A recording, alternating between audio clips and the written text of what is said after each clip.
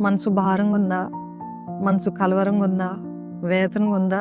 చుట్టూన్న పరిస్థితులు బట్టి, సమస్యలు బట్టి, లేకపోతే మనుషులు అంటున్న మాటలు బట్టి, లేకపోతే దగ్గరగా ఉన్న వారి అంటున్న మాటలు బట్టి మనసంతా వేదనగా ఉందా?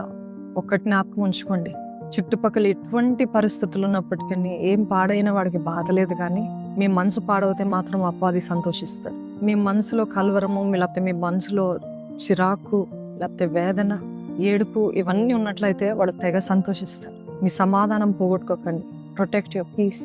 చెప్పండి అపవాదితో, you might do anything but I'm not going to react. I'm not going to react. Do not lose your peace. మీ సమాధానం పాడు చేయడానికి వాడు పన్నాగాలు, వాడు ప్రయత్నాలు, వాడి తంత్రాలు.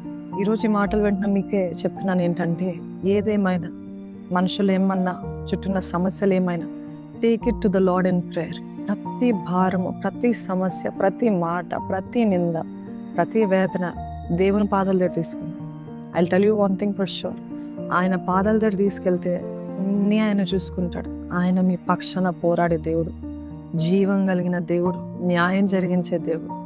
You do not have to react. మీ మనసు, మీ సమాధానాన్ని ఎట్టి పరిస్థితుల్లో పాడవకుండా చూసుకోండి. దేవుడు చెప్తున్న మాట ఇదే. This might be a timely word for you.